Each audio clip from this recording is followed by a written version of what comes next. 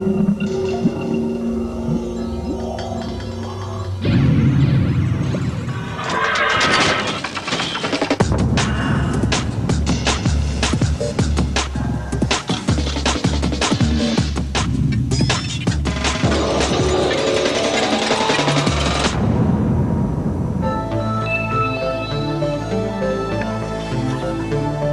lot of today's medicine is about finding cures based on careful experimentation and observation.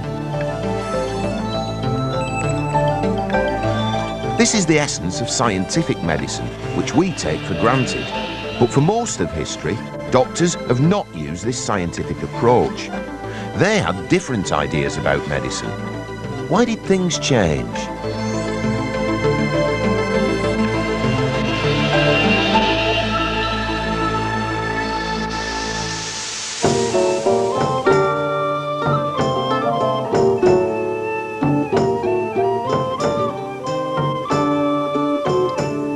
Teachers in the medieval universities would not have understood scientific ways of looking at medicine. They believed the best way to learn medicine was through reading ancient books and following them exactly.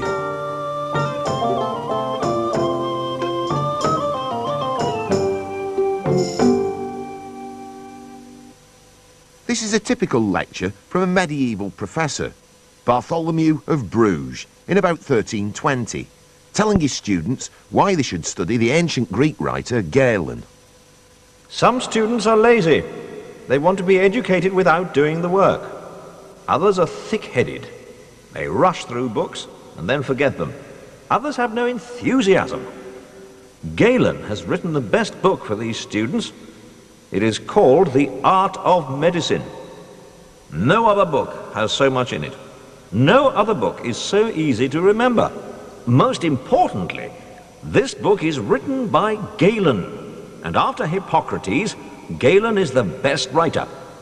This book is accurate and contains everything you want in medicine. It ought to be read first, before all other books. No one ever suggested they should test Galen's ideas or try anything different to what Galen had said. Galen's work was considered to be better than the work of anyone alive. This was teaching in the medieval universities, to look back, almost without question, to the work of people who lived 1,000 years before.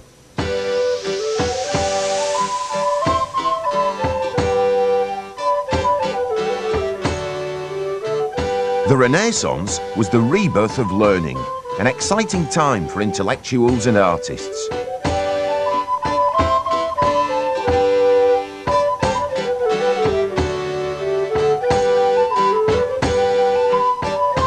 During the Renaissance, scholars became even more interested in the ancient world. And as they found out more, some scholars also began to ask questions and to think scientifically. At first, scholars only knew the ancient medical books as Latin translations. By 1500, as more people learned Greek, they could read Greek writers in their original language, and it became fashionable to copy ancient Greek ways.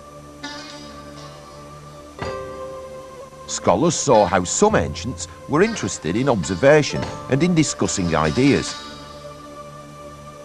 They began to experiment and to use these ideas to develop medicine. They saw the difference between medieval art and Greek art. Greek and Roman statues seemed to be more realistic. The body was shown with muscles and sinews. And in returning to these ancient traditions, looking for yourself, trusting your eyes, searching out what's real, some scholars found themselves in a dilemma, because by looking too hard, they found themselves disproving some of the things the ancients had believed to be true. One of these scholars was Andreas Vesalius. Vesalius was born in 1514 in Belgium. His father was an apothecary. His grandfather was a doctor. Even as a boy, Vesalius used to trap small animals near his home so he could dissect them. By the age of 23, he was Professor of Anatomy at the University of Padua in Italy. At first, like every other student, he used Galen's work and followed it closely. Aged 19, he even stole the skeleton of a hanged convict to keep in his room. But the more he saw, the more he came to realise that Galen had actually made mistakes. Stop it, you're annoying me. I know, and it's especially annoying because I'm right. You are not right. I don't know what it would take to convince you. If Galen said we had 3 arms, would you believe him? He says the human jawbone has 2 bones. Now, the monkey's jawbone, I grant you, has 2 bones, but the human jawbone has 1. Look at it.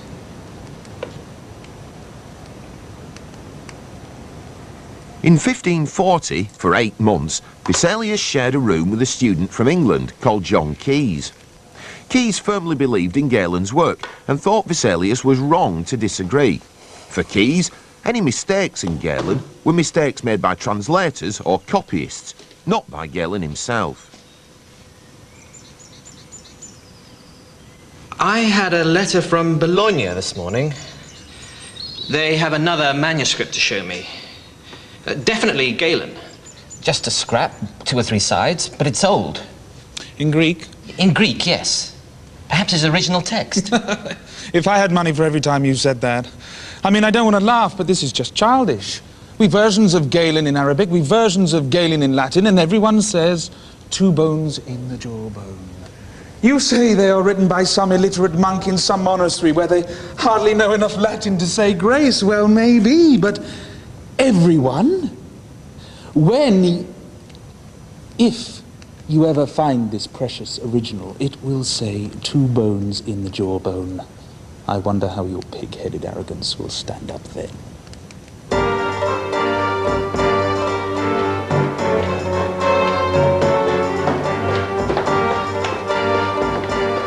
Perhaps Keyes was right to defend Galen. Galen had been copied and recopied in Arabic and Latin for centuries. Until now, no one had bothered to track down Galen's original Greek work. But Keyes' argument with Vesalius was more than just a disagreement about translations. Vesalius was asking him to question the faith in the ancients, which had been unquestioned for centuries. Galen was the authority. This is what Keyes said about Galen.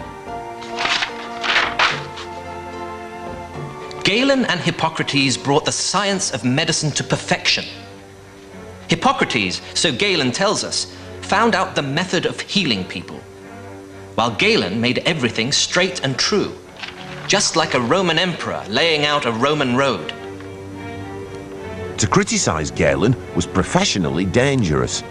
At first, Vesalius kept his ideas to himself, but as he grew more certain, he began to share his claims with his students. He said, from his reading, that perhaps Galen never actually performed a human dissection. He says Galen would only have learned bits of anatomy. The stomach he saw in Egypt, and when he was working as a doctor in the gladiator school, he would have seen some deep wounds. But for the rest, he must have relied on animals. And that explains his mistakes. But he spells out the differences between people and animals. The fingers of a monkey, huh? The knee joint. Yes, exactly, but you see, those examples you can see from the outside. You don't need to dissect. But when he writes of the kidney, and he says the left kidney is below the right, it's obvious he's talking about an ape. And because he did not dissect humans, he did not know that with humans it is different.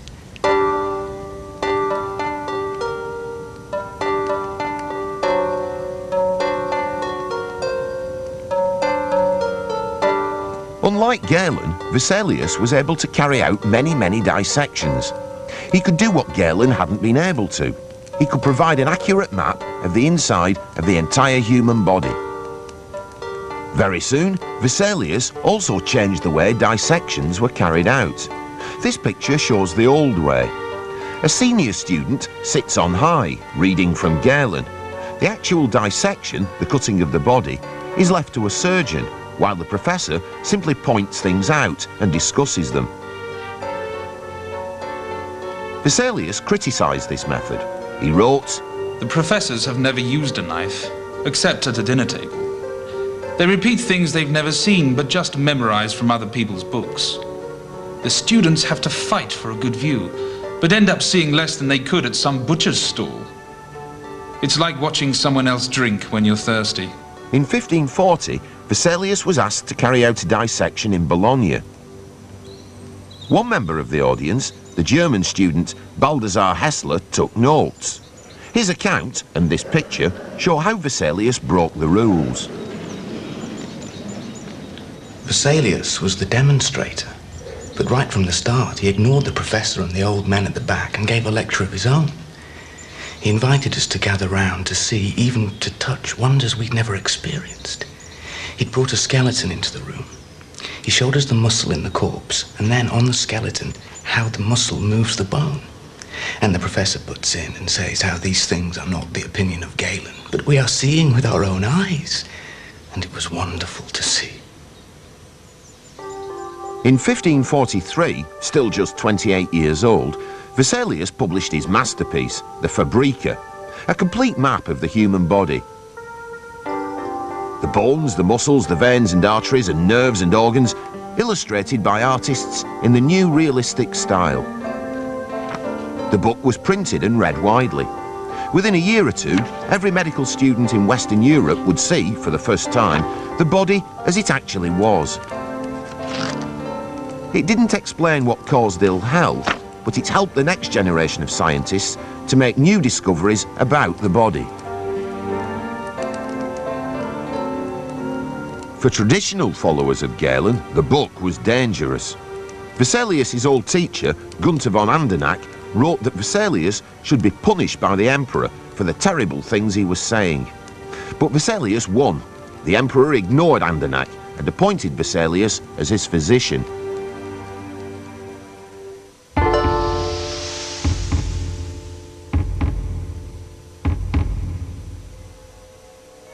William Harvey also studied medicine at the University of Padua, about 50 years after Vesalius.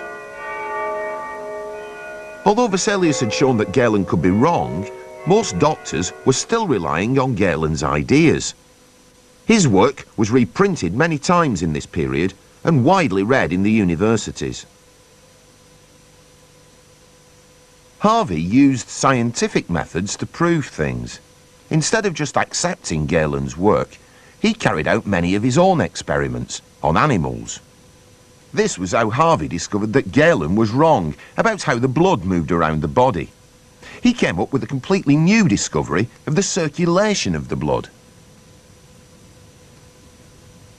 By careful measuring, Harvey worked out that the amount of blood pumped by the heart was so much that it couldn't be used up in the way Galen described. Galen said that the liver produces blood, which is used up for the body's food. What my work shows is that the blood is sent round the body by the heart.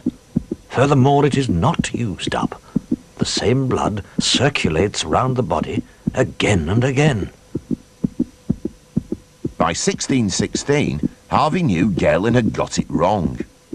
We can see this because some of his lecture notes are still preserved from that time.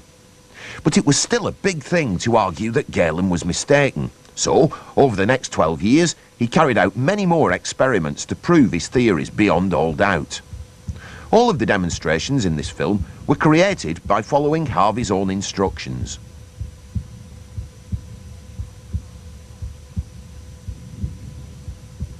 He used methods such as tying up veins and arteries and pumping in water so he could see with his own eyes how fluid travelled through the heart.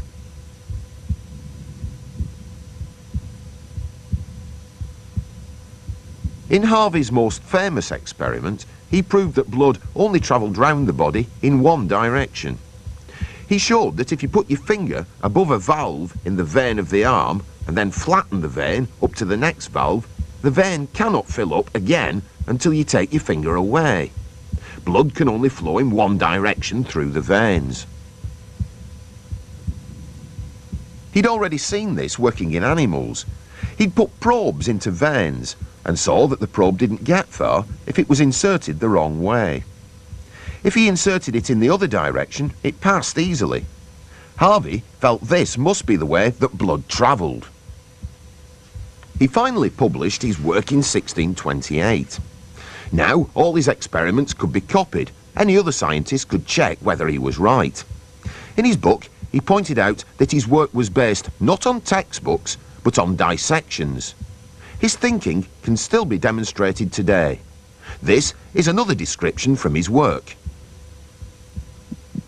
I took the shell from an egg and placed the egg in warm water. Here I could see a small spot which beat. I concluded that this was the beginning of life. It's over 350 years since he wrote this, but we can still see what he saw. He was accurate because he relied on his own scientific observations and didn't just rely on what other people had written. Harvey's work made today's medicine possible. Understanding how the blood circulated meant that doctors in the future could develop blood transfusions and major surgical operations.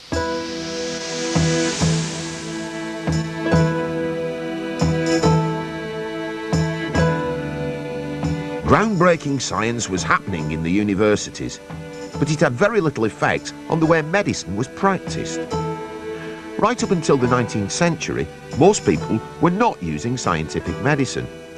People thought about the body and illness in a completely different way. Everyone, rich and poor, used herbs to make medicines. People believed that every plant was a possible cure. Its flowers, leaves, the bark of trees, seeds, stems, roots. Many people grew their own herbs or picked them from where they grew wild, as we can see in this image from the 15th century. We know, for example, that many herbs were used to make the body get rid of fluids. Some could make patients vomit. Senna was a laxative. Dandelions were used to make people urinate. Herbs could be boiled or dried and crushed in a mortar and pestle, then mixed with water or honey to make the medicine. If a recipe only used one herb, then it was called a simple. But there were also recipes that needed many ingredients. A medicine called theriac had been described in ancient times, and it needed more than 60 ingredients. There was a wide variety of medicine on offer. A lot of it was based on experience. People knew remedies worked because they'd worked in the past. There were also other theories. The theory of signatures meant that if a herb looked like a lung, it was used to treat the lung. Or if a walnut looked like a brain, it was used to treat the brain. Some medicine was based on ideas about magic, or according to star signs.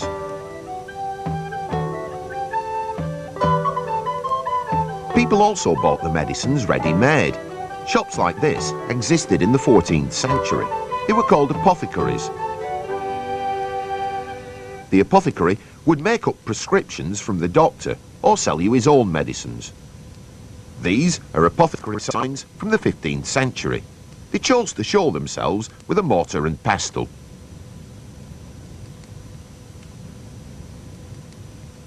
As well as plants, many medicines contain minerals like chalk, earth, gold, mercury, iron and salt. They also used parts of animals, bones, blood, hair and teeth. The stuffed crocodile was a kind of advertising gimmick, reminding the apothecary's customers that he was a man who was used to handling strange and exotic ingredients. By the 16th century, an apothecary like Vesalius' father could offer a much wider range of ingredients. When travellers sailed to India, Africa and the Middle East, the supply of spices like nutmeg, cloves and cinnamon increased. When they sailed to the Americas, they brought things which were completely unknown in Europe, different trees, oils and plants. All of these increased the range of cures on offer.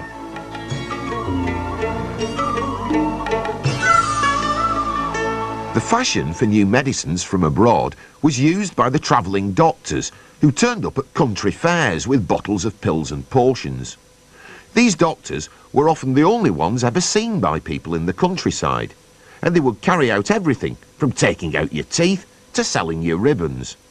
Some of them were seen as genuinely useful, but many of the sources, like these cartoons, show them as con men and tricksters. And this is how they continued to be shown right up to the 19th century. Many people used these doctors, but most ordinary people didn't leave a written record. The people who did leave records were the university-educated doctors who were very opposed to anyone who had not been trained in a university. This is what John Keyes said about quacks. They come from Italy, Greece, France, and Turkey, claiming to have come straight from the service of the emperor, promising to cure you with a drink of their potions. In my opinion, you should stay as far away from them as possible. Well-educated doctors like Keyes still studied the books of the ancient Greeks from 1500 years ago and followed their ideas about balancing the body with regular bleeding, diet and exercise. John Keyes blamed many illnesses on lack of exercise and overindulgence in fine foods. Englishmen these days are so delicate and womanly that they can hardly stand a bit of fresh air and a plain diet, unlike the Scots, who are much healthier. It starts with the children. Children nowadays are brought up in a way that if they don't spend the day sitting by the fire, wrapped in furs, eating buttered toast, they fall ill straight away. As well as being treated by these doctors, people also relied very much on their own knowledge and the knowledge of their friends and neighbours. Rich and poor people alike took on the responsibility of treating themselves and making their own medicines. Doctors were all male, but in most households it was the women who made medicines and treated their families. We know this because of the recipe books that survive. In rich households throughout the land, the lady of the manor was expected to be able to prepare medicines. Recipe books like this were handed down from mother to daughter. Each owner added new recipes to them. No written records survive from poorer women, but historians believe that they also handed down recipes. They couldn't write, so they must have handed them down by word of mouth. There's very little evidence about this, but it is mentioned by some writers, such as Robert Burton, a doctor who wrote in 1621. Many an old wife or countrywoman often does more good with a few common garden herbs than these loud-mouthed physicians with their far-fetched medicines. There was a lot of opposition to women taking a leading role in medicine. When herbals began to be printed, they were herbals written by men. But books like these brought together the knowledge of many men and women.